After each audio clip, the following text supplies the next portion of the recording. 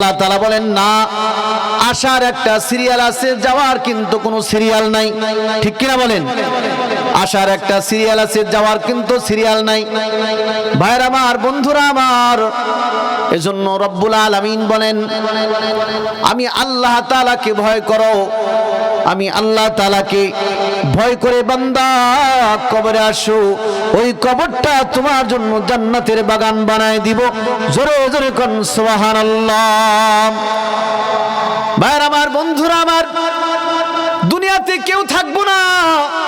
আল্লাহ তাআলা ইসরাফিলকে বলবেন, ইসরাফিল সিংহায় ফু দিয়ে দাও, কিয়ামত হয়ে যাবে, কেউ থাকবো না। আল্লাহ তাআলা কিয়ামত ঘটায় দিবেন। মোহতারাম হাজরিন, আল্লাহ তাআলা বলবেন সব কিছু ধ্বংস হয়ে যাবে, সব কিছু আমি আল্লাহর কাছে চলে আসবে, একমাত্র আমি আল্লাহ তাআলাই বাকি থাকবো। এজন্য আল্লাহ তাআলা মালাকুল মউত আজরাইলকে ডেকে বলবেন, আজরাইল তুমি ছাড়া আর কে আছে? আজরাইল বলবে, আল্লাহ আল্লাহ আমি ছাড়া আর কেউ নাই, সবাইকে আমি মৃত্যু স্বাদ গ্রহণ করাই দিয়েছি, আল্লাহ একমাত্র আমি আর আপনি আছি। আল্লাহ তাআলা বলবেন, মালাকুল মউত আজরাইল তুমি তোমার নিজের জানটা কবজ করো। জোরে কোন আল্লাহু আকবার। এত জোরে মালাকুল মউত আজরাইল যখন তার জানটা নিজেই যখন কবজ করবে, এত জোরে শব্দ হবে, আওয়াজ হবে। যদি ইসরাফিল আলাইহিস সালাতু ওয়াস সালাম সিংহায় ফু না দিত, আর ওই সময় যদি পৃথিবীর সমস্ত মানুষ থাকতো, মালাকুল মউত আজরাইলের চিৎকারে আবার কিয়ামত হয়ে যাইতো। জোরে কোন আল্লাহু আকবার। নিজের জান আজরাইল নিজেই কবজ করবে। তাহলে বলুন, এই দুনিয়াতে আমাদের কোনো থাকার সুযোগ আছে? নাই, কেউ থাকবো না। মোহতারাম হাজরিন, এজন্য আল্লাহ তাআলা বলেন, দুনিয়া থাকার জায়গা নয়, আমি আল্লাহর কাছে তোমাদের আসতে হবে। আর আল্লাহর নবী বলেন, আল কাইয়িসু মান দানা নাফসাহু ওয়া আমিলা লিমা বাদাল মাউত। আমার উম্মতেরা তারাই বুদ্ধিমান যারা দুনিয়া থেকে পরকালের জন্য সামান অর্জন করে। এজন্য আল্লাহ তাআলার উপরে পরিপূর্ণ ঈমান, পরিপূর্ণ আস্থা, যেমন আস্থা যেমন বিশ্বাস আল্লাহর পাকের পয়গম্বর গ্রহণ করেছেন, সাহাবায়ে কেরাম করেছেন। আল্লাহকে এমন ভয় করতেন, প্রত্যেকটা মিনিট প্রত্যেকটা সেকেন্ডে তারা মাওলার স্মরণ থেকে তারা কখনো দূরে থাকতো না। ঠিক কিনা বলেন? এজন্য আমার অন্তরে কার ভয় রাখা লাগবে? জোরে বলেন। আল্লাহর ভয়, আল্লাহর স্মরণ। ভাইরা আমার, বন্ধুরা আমার, যাদের অন্তরে আছে মরণের স্মরণ, তারা আল্লাহকে করে স্মরণ। ঠিক কিনা বলেন? আজান দিলে মসজিদে আসে, আজান দিলে 5 ওয়াক্ত নামাজ আছে না নাই? আজান দিলে আল্লাহ তাআলার মহান হুকুম 5 ওয়াক্ত নামাজ।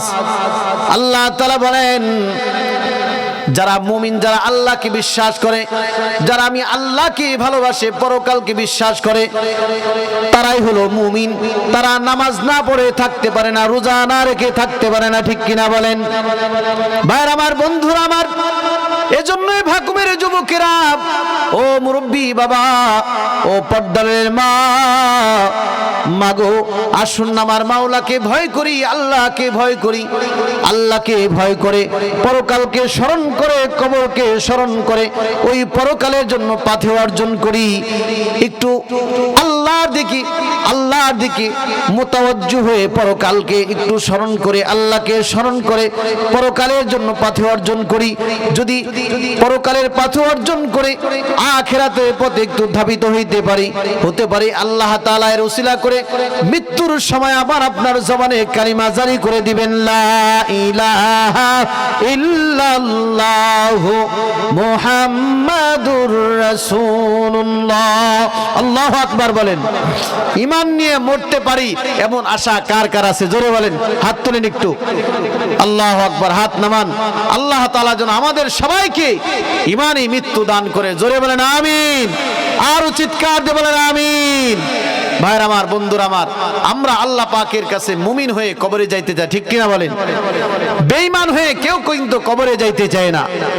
মুমিনের অন্যতম একটি গুণ হলো, লক্ষ্য করে শুনুন, মুমিনের অন্যতম একটি গুণ হলো মুমিনের জান এবং মাল এগুলো কে দিয়েছেন? জোরে বলেন, সবাই চিৎকার দিয়ে বলেন, কে? আমার জানের মালিক কে? আমার মাল সম্পদ এগুলোর মালিক কে? জোরে বলেন, কে? আল্লাহ। আল্লাহ তাআলা মুহূর্তের মধ্যে এগুলো কেড়ে নিতে পারেন, ঠিক কিনা বলেন? সকালের ধনী সন্ধ্যায় ফকির আছে না নাই? সকালবেলায় ফকির আবার সন্ধ্যার সময় ধনী আছে না নাই? আছে। দেখবেন একটা মহল্লা উন্নত হচ্ছে আর একটা মহল্লা নিচের দিকে যাচ্ছে, এমন এলাকা নাই? আছে। একটা বাড়ি উপর দিকে যাচ্ছে আর একটা বাড়ি শুধু সম্পদ ছিল আস্তে আস্তে নিচের দিকে যাচ্ছে, এমন পরিবার আছে না নাই? এগুলো কে করেন? আল্লাহ করেন।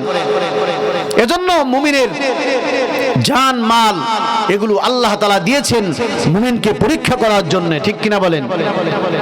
ভাইরা আমার, বন্ধুরা আমার, মুমিনের অন্যতম গুণ হলো ওমিম্মা রাযাকনাহুম ইউনফিকুন।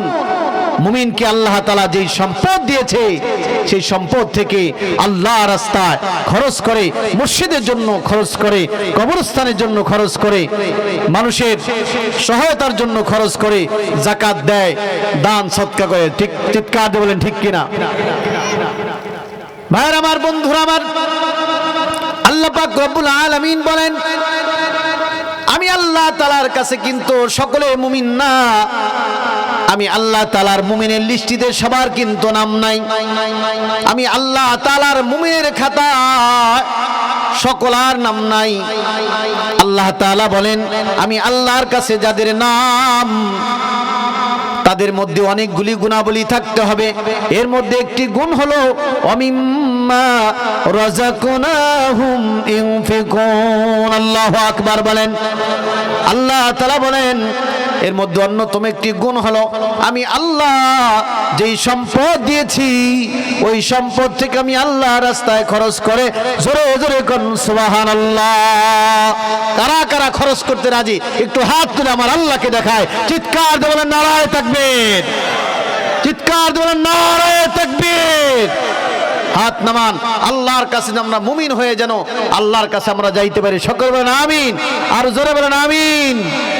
আমার জান, আমার মাল এগুলো আমার আল্লাহ তাআলাই দিয়েছেন, ঠিক কিনা বলেন? এই জান এবং মাল আল্লাহ তাআলার দেওয়া বড় একটা নিয়ামত, আমানত।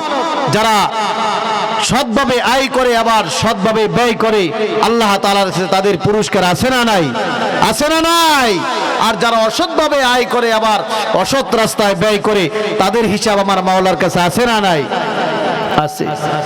কিয়ামতের কঠিন ময়দানে ওই দিন বুঝে আসবে কোন পথে অর্জন করছি, কোন পথে ব্যয় করছি।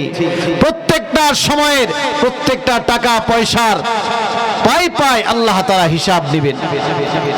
ভাইরা আমার, বন্ধুরা আমার, এজন্য যারা আল্লাহকে বিশ্বাস করে, পরকালকে বিশ্বাস করে, যারা মরণকে বিশ্বাস করে, তারা আল্লাহর রাস্তায় তারা দান করে। আল্লাহ তাআলা বলেন, যারা মুমিন তারা আমি আল্লাহ তাআলার রাস্তায় তারা দান না করে থাকতে পারে না, ঠিক কিনা বলেন? যারা আল্লাহকে বিশ্বাস করে, কিয়ামত দিবসকে বিশ্বাস করে, পরকালকে বিশ্বাস করে, রব্বুল আলামিন বলেন, এমন মানুষগুলি যখন দিনের জন্য ডাক আসে, যখন ভালো কাজের জন্য ডাক আসে, আল্লাহর নবী সাহাবায়ে কেরামদেরকে যখন যুদ্ধের ময়দানে দিনের কাজের জন্য সাহাবায়ে কেরামদেরকে যখন আল্লাহ নবী বলতেন, সাহাবায়ে কেরাম তোমরা দান করো, যার যার যা আছে তোমরা তাই নিয়ে যুদ্ধের ময়দানে শরীক হয়ে যাও। আল্লাহ নবী চাদর বিছাই দিয়েছেন, সাহাবায়ে কেরাম নিজের জান মাল সবকিছু বাজি রেখে আল্লাহ নবীর সঙ্গে তারা যুদ্ধে চলে যাইতেন, ঠিক কিনা বলেন? আল্লাহ নবীর সঙ্গে তারা যুদ্ধে চলে যাইতেন। শুধু তাই নয়, যার যার সম্পদ যা থাকতো সব নিয়ে তারা হাজির হয়ে যাইতেন।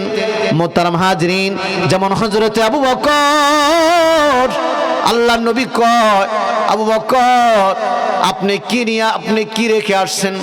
হযরত ওমরকে বললেন, ওমর তুমি কি নিয়ে আসছো? ওমর বলে, আল্লাহর পয়গম্বর আমি আমার সম্পদের অর্ধেকটা নিয়ে আসছি, অর্ধেকটা বাসায় রেখে আসছি।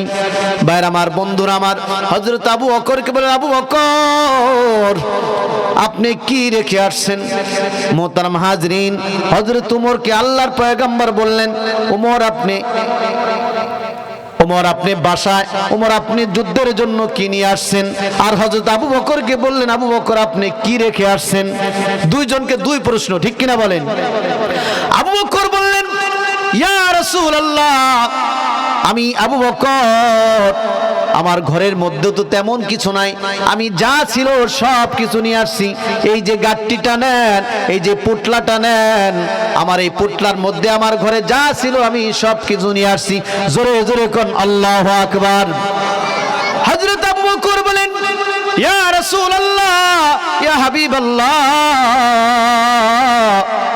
আমার ঘরে আল্লাহ এবং আল্লাহ রাসূলকে রেখে আসছি, আমার জন্য আল্লাহর রাসূলই যথেষ্ট। জোরে জোরে কোন সুবহানাল্লাহ। এজন্য ভাইরা আমার, বন্ধুরা আমার, যারা পরকালকে বিশ্বাস করে, আল্লাহকে বিশ্বাস করে, মরণকে বিশ্বাস করে, তারা দান সৎকার না করে থাকতে পারে না। এজন্য যারা মুমিন হতে চায়, যারা আল্লাহর খাতায় যারা মুমিনের নামটা লেখাইতে চায়, তারা দান সৎকার না করে থাকতে পারে না। জোরে বলেন ঠিক না ঠিক? এজন্য ভাকুমের যুবকেরা, এ মুরব্বী বাবা,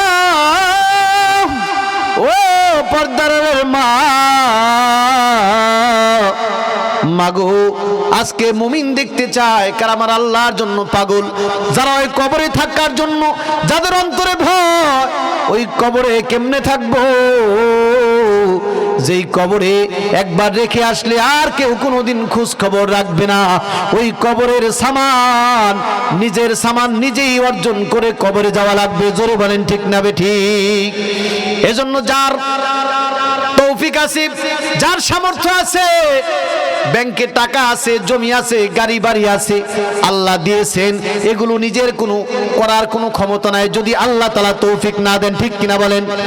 এজন্য যে আল্লাহ তৌফিক দিয়েছেন, ওই আল্লাহর জন্য, ওই কবরস্থানের জন্য, নিজের কবরটাকে আলোকিত করার জন্য মা শুয়ে আছে, বাবা ঘুমায় আছে।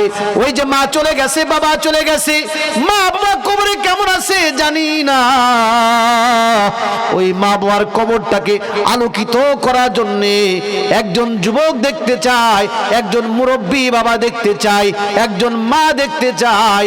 ওই কবরস্থানের জন্য আল্লাহ তাআলার কোন গোলাম আছে, মাত্র 1 লক্ষ টাকা ওই গুরুস্থানের জন্য, কবর উন্নয়নের জন্য কে আছো, 1 লক্ষ টাকা দান করবা। আমরা সবাই মিলে তার জন্য দোয়া করব। জোরে জোরে কোন আমিন, আর চিৎকার দিয়ে বলেন আমিন।